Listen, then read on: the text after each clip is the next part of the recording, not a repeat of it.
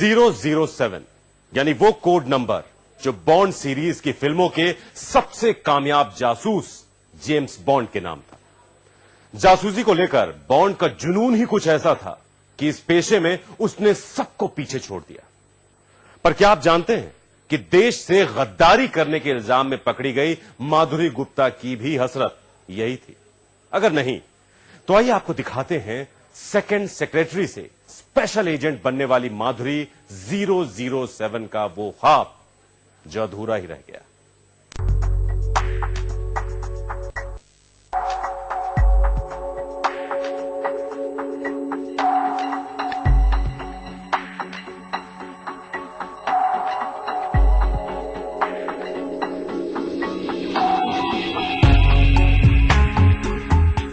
रफ्तार, ग्लैमर, ढेर सारा पैसा और खतरों से खेलने की ख्वाहिश। माधुरी की कहानी में वो सब कुछ है जिसे देखकर पर्दे के अब तक के सबसे कामयाब किरदार जासूस जेम्स बॉन्ड की याद ताजा हो जाती है।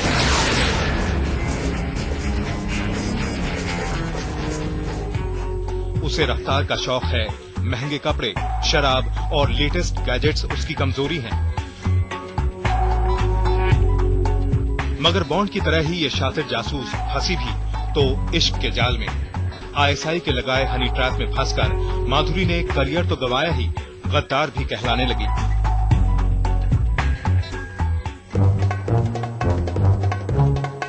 सूत्रों के मुताबिक पाकिस्तान के लिए जासूसी करने के इल्जाम में फंसी आईएफएस अधिकारी माधुरी गुप्ता ने पूछताछ में कबूल किया है कि एक कामयाब जासूस बनना उसकी सबसे बड़ी ख्वाहिश थी। विदेश सेवा में रहकर उसने कई बार अपने सीनियर अफसरों से इस बात की गुजारिश भी की, मगर उसे कभी मौका नहीं दिया गया। मैं जासूस बनना चाहती थी। मैंने विदेश सेवा में डिप्लोमेटिक इंटेलिजेंस की जिम्मेदारी संभालने का प्रस्ताव भी रखा था, पर मुझे इनकार कर दिया गया। इसी के बाद मैंने बदले की भावना से पाकिस्तान के लिए जासूसी की।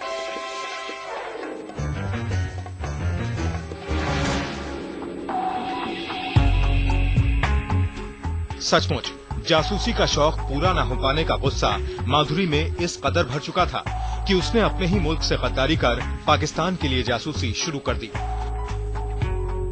इस दौरान उसने जासूसी उपन्यास तक पढ़ने शुरू कर दिए थे, जिसकी तस्दीक इस्लामाबाद में माधुरी गुप्ता के मकान की तलाशी के बाद हुई।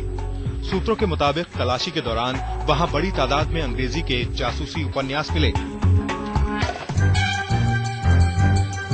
जासूसी का जुनून माधुरी पर इस कदर सवार था कि पाकिस्तान में अपनी पोस्टिंग के दौरान उसने बाकायदा एक जासूस का लबादा ओढ़ लिया था।